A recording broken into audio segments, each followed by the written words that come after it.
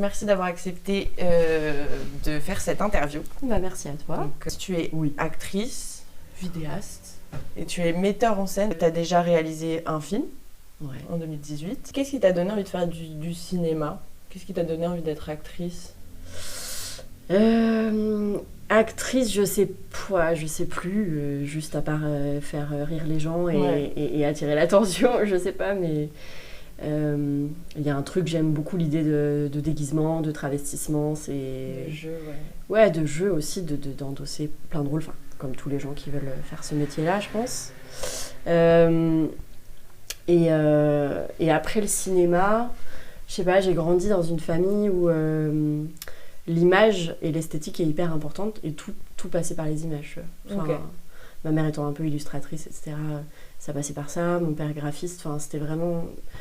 Donc le cinéma, par rapport au théâtre, tu vois, l'image, c'est hyper symbolique, c'est hyper fort. C'est aussi hyper magique. Enfin, et t'as différentes strates de langage dans le cinéma et quand tu analyses des films, etc., c'est passionnant, quoi.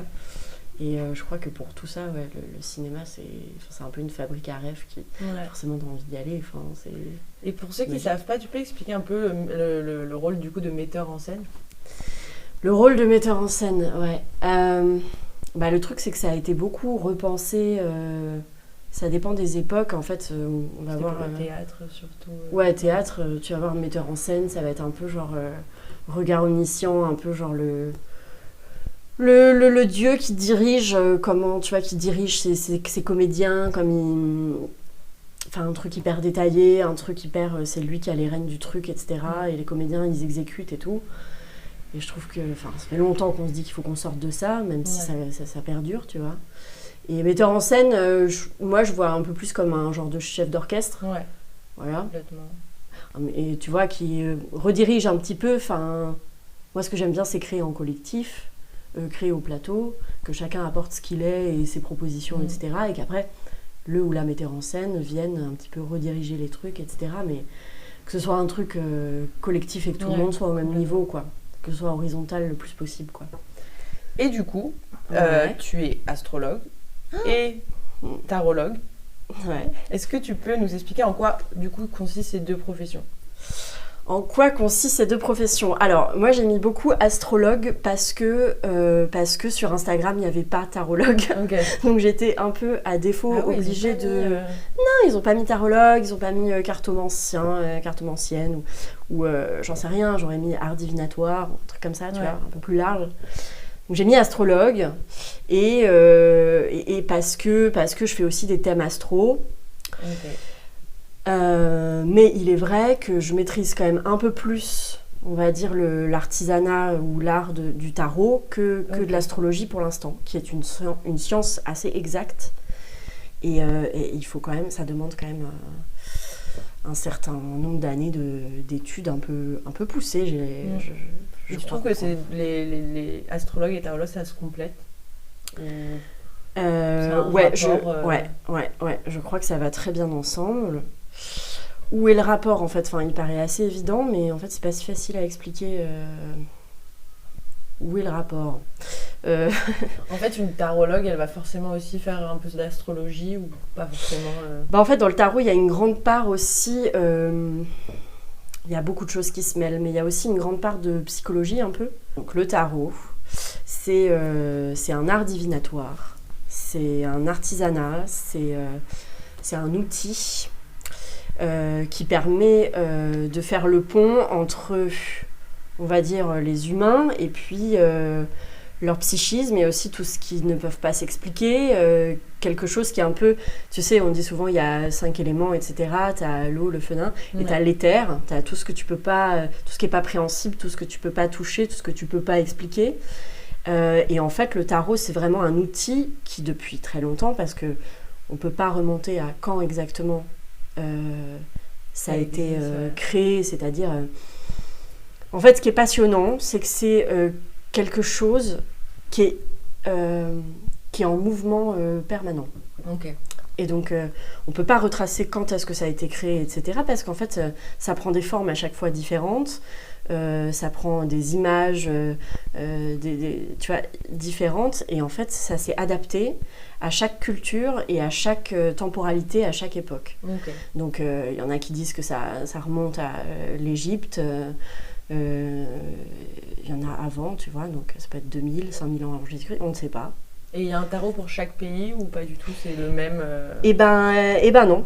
Bah en fait, il y en a eu à un moment donné, c'est pour ça que je te dis, ça passait de main en main, de culture en culture, donc ils avaient, voilà, et ça s'est un peu arrêté, je pense à un moment donné en Italie, et c'est un peu de l'Italie qu'est né ensuite le tarot de Marseille, et le tarot de Marseille qui est devenu une référence, mais effectivement, t'as des tarots américains, des trucs ils vont pas utiliser les Américains le tarot de Marseille, ils vont avoir le Rider-Waite, qui est donc un autre mec qui a fait son tarot, etc. Et puis, je sais pas, t'as Aleister Crowley qui est très connu donc en Angleterre et qui va avoir créé son tarot avec ses propres symboliques, etc. Machin. Mais bon, ça reste sur les mêmes archétypes, tu vois, ça reste sur les mêmes archétypes. Pourquoi ça s'appelle du coup tarot de Marseille ? C'est un rapport avec Marseille ou pas du tout ? C'est un rapport avec Marseille. C'est qu'à un moment donné, c'est resté, je te dis, bloqué dans ce coin-là. Et Italie et Marseille, etc. Et Marseille était quand même je pourrais plutôt dire l'époque exacte, mais c'était un peu une plaque tournante de tous les échanges et commerciaux et culturels, etc. Machin. Et du coup, pourquoi je te dis ça ? Je sais pas, ça a dû rester bloqué là parce que voilà, c'était concentré tous les trucs de partout qui venaient et puis entre les magiciens, les commerçants, les trucs, le tarot il venait comme un outil comme un autre, tu vois, artisanal, un truc, enfin voilà quoi. Ok, mais du coup donc il y a différents types de tarot. Là tu nous en as ramené plusieurs. 3. Ouais. Donc ça c'est le tatou tarot. Ouais, ça c'est ma mère qui me l'a offert il y a pas si longtemps, peut-être il y a un an, un peu pour le fun. Et j'ai vu qu'il y a pas mal de cartomanciennes américaines qui l'utilisent. Parce que je regarde beaucoup de vidéos des américaines. Et, sur YouTube, du coup, ouais. Ça c'est The Housewife tarot. Ouais, alors ça c'est mon tarot, c'est celui... c'est le préféré. Ouais, c'est le premier que ma mère m'a offert et avec lequel je me suis initiée et que j'ai tout le temps, voilà, c'est... Ok. Et ça, c'est le tarot de Marseille. Et ça, c'est le tarot de Marseille, voilà. Marche.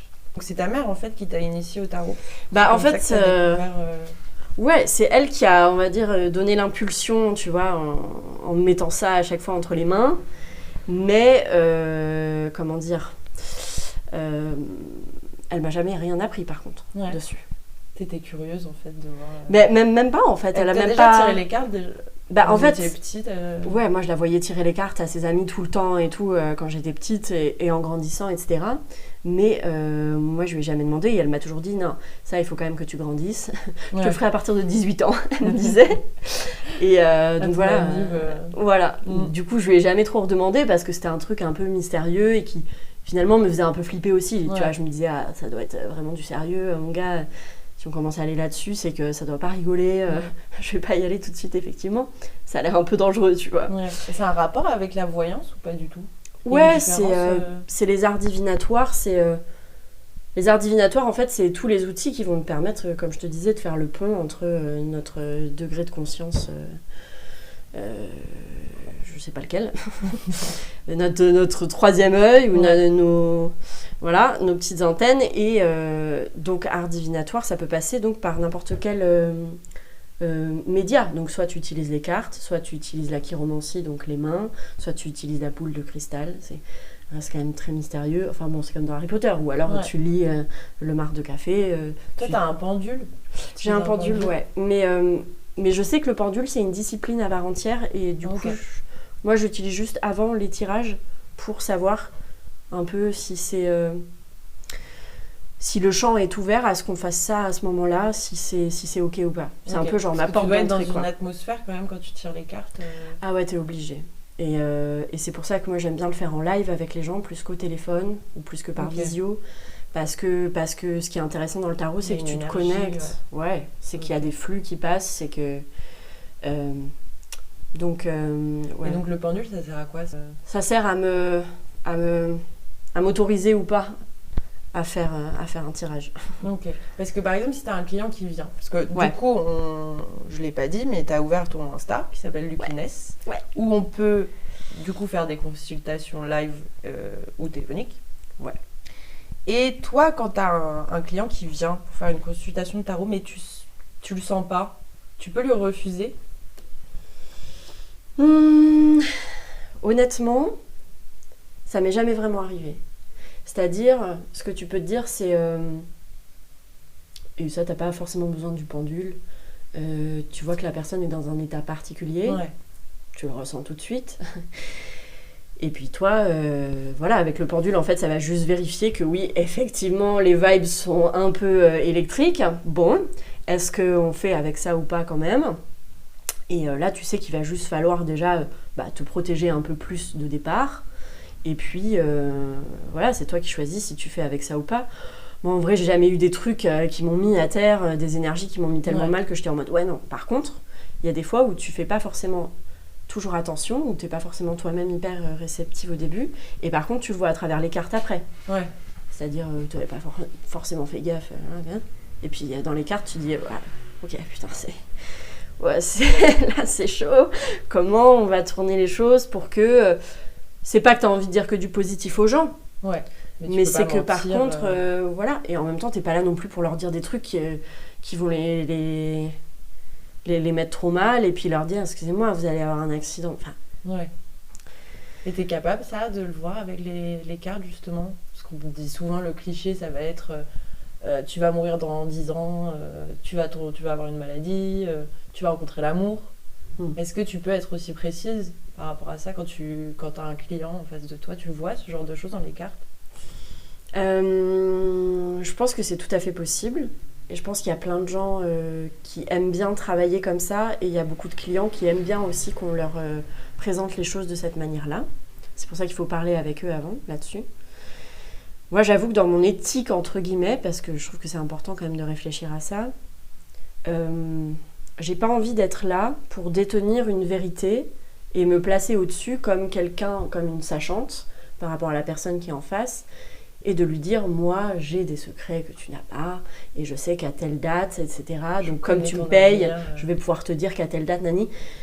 En fait, je préfère juste déjà que la personne vienne et reparte en se disant que c'est elle qui a le pouvoir. Ouais. Que ce soit un vrai échange, pareil, toujours de manière horizontale, et que... pourquoi je te dis ça j'ai pas envie de lui donner une fatalité, en fait, parce que c'est pas vrai, dans la vie, rien n'est jamais fatal. Donc même si tu as beau utiliser les cartes ou utiliser l'astrologie, etc., pour prédire à peu près des choses, tout est toujours mouvant. Ouais. Rien n'est fixe. Donc le mieux, c'est quand même que ce soit assez ouvert pour que la personne se sente libre d'avoir quand même son libre arbitre in fine, tu vois, et qu'elle se dise pas oh, putain je suis encore accablée par le sceau de la fatalité ou de la prophétie qui va se réaliser. Enfin, on n'est pas non, ça va dans un film, dans une mise en scène, mais dans la vraie vie, la sorcière qui te dit voilà, tu vois, que les gens, t'as toujours ton libre arbitre, il y a toujours plusieurs possibilités, et le tarot ça te montre les possibilités potentielles. Ouais. Bon, il n'y en a pas 10 non plus, tu vois, c'est une ou deux.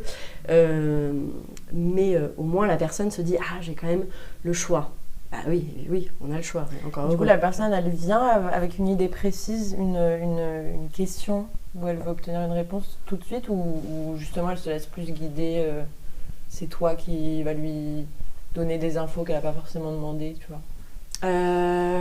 Moi, en général, j'aime bien quand même demander aux gens qu'ils aient s'ils n'ont pas une question hyper précise, qu'ils aient un axe un peu de réflexion pour qu'en fait, on puisse juste tous les deux ou toutes les deux au moins se concentrer sur ce même axe. Ouais. Voilà, qu'on soit sur le même fuite. Juste, je trouve que c'est... Ouais, je trouve ça plus... C'est pas plus facile comme ça, c'est plus... et puis ça les aide plus en fait, ça les oriente beaucoup plus précisément déjà. Parce que si t'arrives... Après voilà, on peut faire aussi sans qu'ils aient pensé à un truc, mais c'est mieux, je sais pas, t'as envie de t'investir dans ce pourquoi t'es là. S'ils font cette démarche-là, c'est qu'ils ont quand même une idée moi, je pense. Dans la tête, ouais, complètement. Et du coup, tu dois faire une formation pour devenir tarologue? Tu peux... je pense qu'il y a des formations. Le truc, c'est que c'est tellement subjectif comme pratique que vers qui tu te tournes, qui va te faire la formation en fait. Tu vois, il y a des écoles de pensée tellement différentes. C'est ça qui est génial avec le tarot, c'est que c'est une pratique tellement libre que toi-même, tu as aussi ton libre arbitre de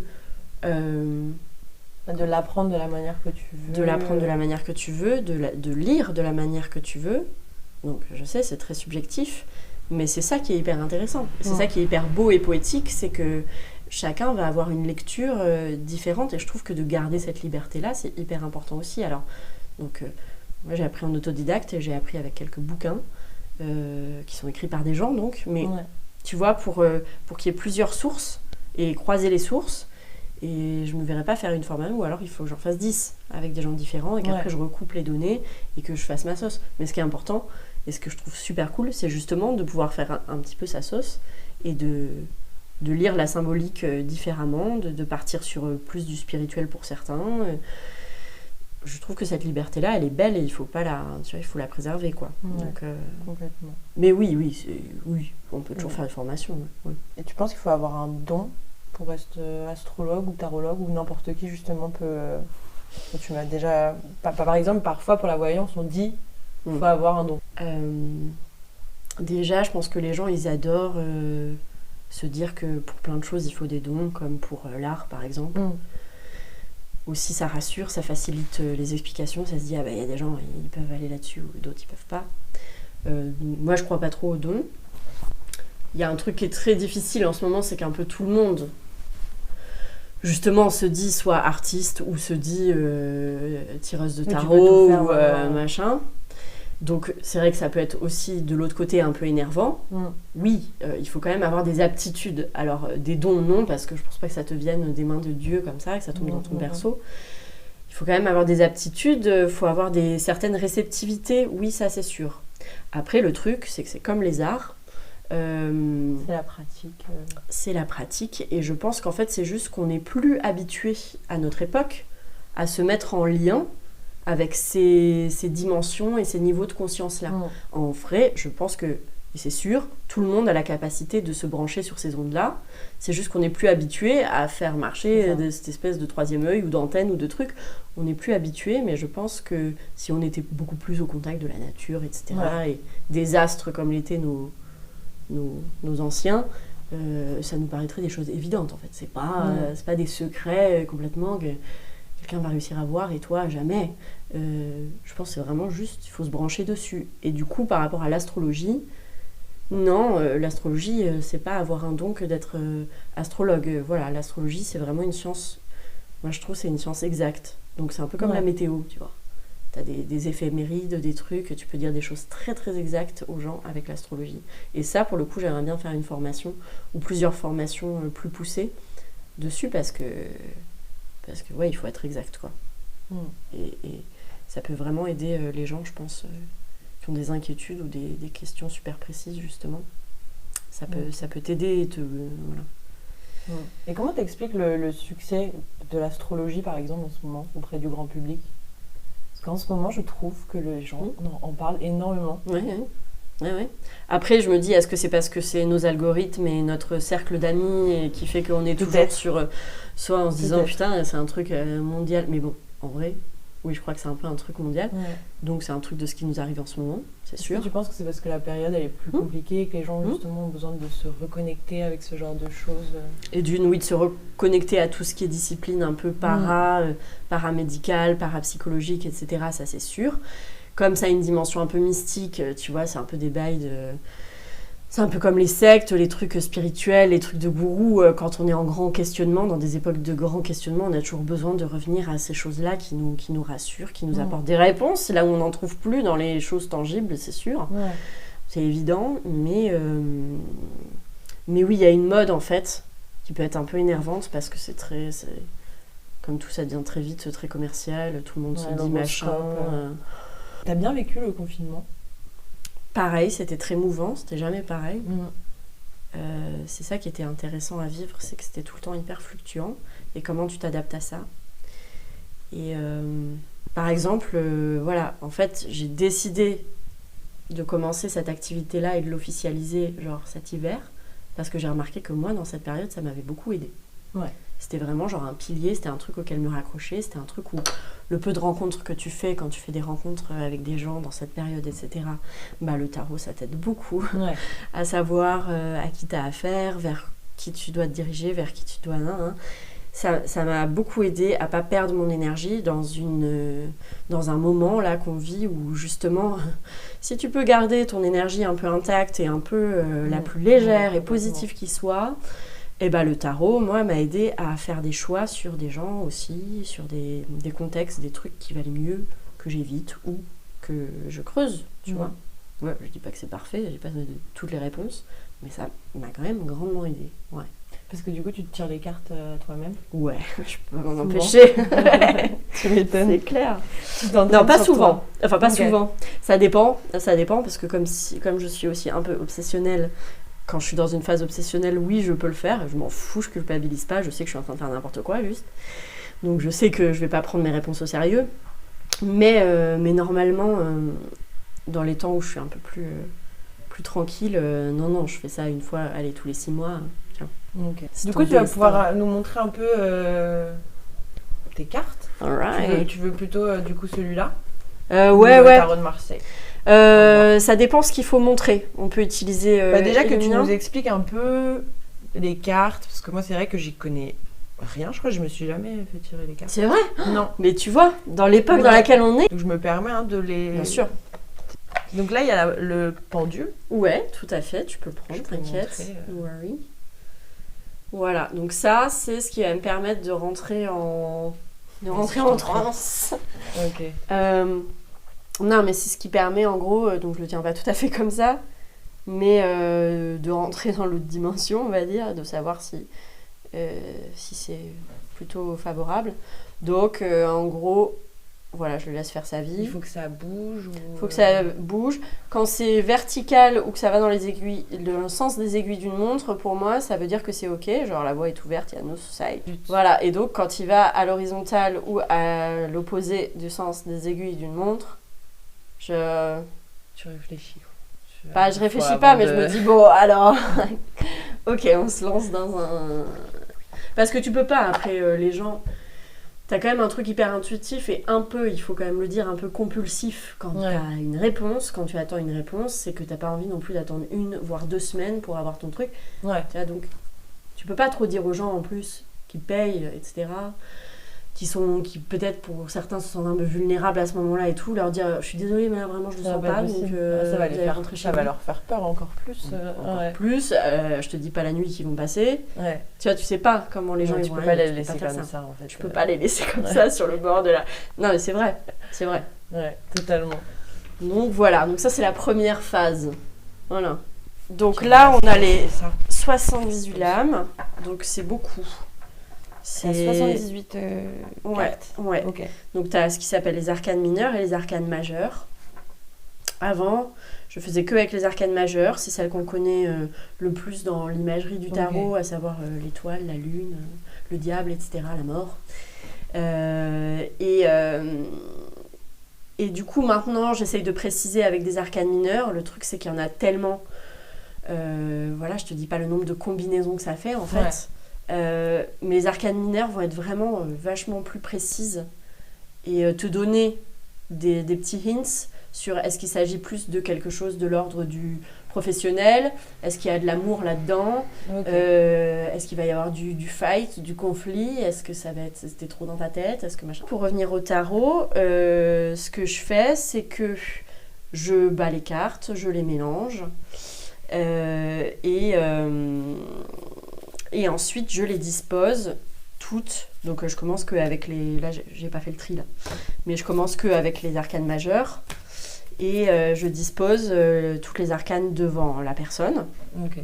Voilà. Donc déjà, elle se dit, bon, j'ai toutes les possibilités devant moi. Au final, quand on le fait en live, c'est elle qui va choisir ses cartes. Ouais. C'est vrai qu'en visio, pas du hasard. Ça doit être compliqué. Oui, en visio, c'est clairement c'est moi qui choisis. Donc, je trouve ça moins drôle, c'est un peu plus étrange. Mais bon, si on arrive à quand même bien se connecter, normalement, c'est ok, quoi. Ouais. Bon, mais voilà, je préfère en live. La personne, elle a toutes ses possibilités, comme as, tu vois. Hop, c'est devant elle. Donc là, par exemple, je fais une simulation. Simulation. Donc là, il n'y a pas du tire. tout que les arcades majeures. Ça va être un bordel. Mais et là, je vais te dire, tu tires. Tu réfléchis pas, tu m'en tires 4. 1, 2, 3, 4, je les prends. Tu vois, hop, 2, 3, ça part. 4. Ok. Voilà. Donc on s'est dit ça. 1, 2, 3, 4. Aussi, pour l'instant, ce que je fais, c'est que quand je me fais des tirages à moi, je commence à prendre en compte le fait qu'elles sortent à l'envers ou à l'endroit. Ok. Ah oui, là, donc là, il y en a c'est encore une à l'envers, 2 à l'envers. Là, il y en a 2 à l'envers, 2 à l'endroit. Et voilà. Et donc, ce que je fais la plupart du temps aux gens, c'est que je leur fais des tirages qui s'appellent les tirages en croix. Donc voilà, tu as 4 cartes comme ça. Carte numéro 1, 2, 3, 4. Ensuite, tu fais le calcul, puisque je fais avec des arcades majeures, tu fais le calcul des chiffres, des cartes. Ah oui, en dessous, il y a des petits... Là, ouais, ça, tu vois, c'est la papesse ici, c'est le numéro 4. Bon, c'est différent dans chaque tarot.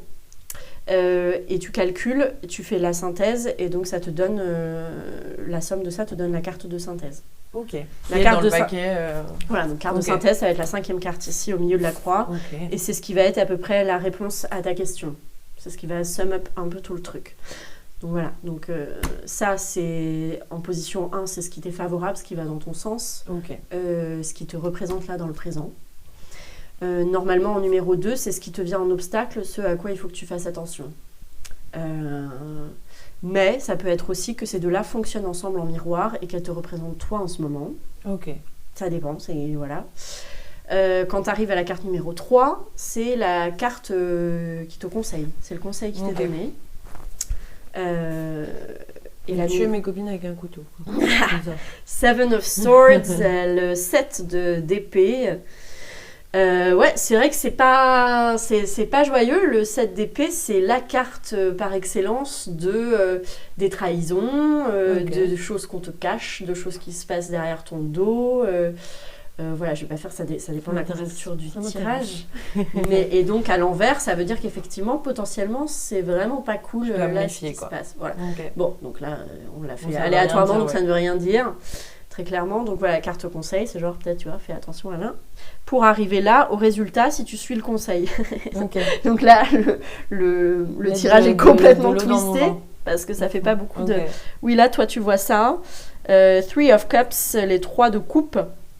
Donc c'est ça, tu as les coupes, les épées, les bâtons, les deniers, qu'on appelle aussi les pentacles. Donc là, le 3 de coupe, en général, c'est... tu fais des trucs en groupe, ou alors il va y avoir une célébration, ou il va y avoir un mariage, ou voilà, tu vas faire des activités de groupe. Tu peux commencer un projet artistique qui, tu vois, genre, j'en sais rien, une mise en scène qui fait qu'il y a beaucoup de monde dessus, etc. Ça peut présager de quelque chose, de groupe, d'une célébration, un truc comme ça. Bon, donc ça, c'est la carte résultat du conseil. Et donc ça, ensuite, c'est la synthèse du jeu, c'est un peu... oui, il y a un peu la réponse, un peu beaucoup.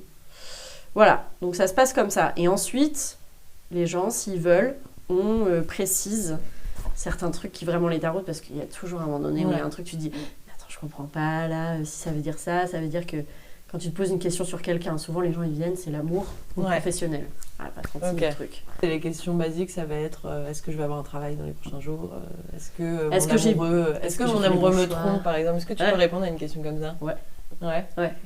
Les cartes répondent à ça. À cause de toi, il y a des couples qui ont rompu, du coup. À cause de moi-même, j'ai beaucoup rompu avec des gens. Bah, écoute, oui. Bah, après, ils ont les cartes en main. Ils et elles ont les cartes en main. C'est le cas de le dire. Et ils savent, c'est-à-dire, tu vas tirer, tu vas détailler avec des cartes mineures qui vont clairement te le dire. Plus tu vas détailler, plus ça va te le dire ou pas. Plus. Au début, peut-être ça va te le dire, et après, si tu vas en mettre d'autres, tu vas faire « Ah non, en fait, c'est pas tout à fait ça, c'est que nani, c'est plus compliqué. » C'est pour ça que j'aime beaucoup voir les tirages des Américaines sur YouTube, parce que elles ont une maîtrise. Quand tu parles bien anglais, franchement, c'est un truc de malade. Elles ont une maîtrise des arcanes mineures. Elles te disent des détails, et elles font ça signe par signe. Donc, c'est-à-dire, elles vont te faire une vidéo pour une semaine sur, par exemple, le signe du Gémeaux. Donc, elles vont s'adresser à tous les Gémeaux. Et mon gars, tu vas regarder le truc et tu vas te dire, mais comment elles peuvent te dire un truc aussi détaillé sur ma situation de Gémeaux alors qu'elles parlent à tous les Gémeaux? Et parce que les arcanes mineures, etc., les détails font que c'est hallucinant. Bah super, bah merci Inès. Bah, de toutes ces informations, j'ai trop, du coup je vais tout contacter pour que tu me tires les cartes. Okay. Quel conseil tu donnerais à une personne justement qui veut consulter pour la première fois? Quel conseil je lui donnerais? Parce qu'en ce moment, j'arrête pas d'en parler avec les gens, ça les intrigue. Et surtout les gens, ils ont un truc avec ça. Ouais, et des gens qui sont pas du tout dans ces délires-là. Donc ça les intrigue encore plus. Oui, ils sont curieux. Et puis ils sont hyper cartésiens, ils sont non mais moi, j'y crois pas. Alors la phrase que tu entends le plus, c'est j'y crois pas. T'as envie de dire, alors, en fait, il n'y a pas de j'y crois pas. Soit tu te laisses faire, soit ça sert à rien d'en parler en fait. Voilà. Donc il y a pas de voilà. Et le conseil, c'est déjà soyez détendus s'il vous plaît. Ouais. Tout va bien se passer. Et enfin, ça sert à rien de se faire une montagne mystique autour du truc, comme ça va régir en fait ce qui va se passer là dans votre futur et que ça va donner. Ouais. C'est pas une baguette magique, c'est pas une fatalité, c'est pas un sort. Genre vraiment, c'est un outil comme un autre pour se sortir les doigts du cul. Enfin, tu vois. Donc en fait, ça va te donner une direction, une couleur. C'est là pour t'aider. Donc il faut venir détendu, il faut venir concentré. Et voilà, faut pas trop le prendre au sérieux. Après, il faut quand même respecter par contre, parce que si tu viens juste pour jouer au dé, bon, tu risques de pas être assez impliqué dans ton truc, et puis tu vas avoir des réponses qui vont pas te satisfaire. Voilà. Ouais. Donc, pour ceux qui regardent et qui ont envie de faire une consultation live ou téléphonique, ils peuvent te contacter. Donc c'est Luckines, Luckine2S. Ouais. Voilà. Ils peuvent t'envoyer un message sur Insta et... Ouais, exactement. Et s'ils n'ont pas Insta, j'ai mis mon adresse mail.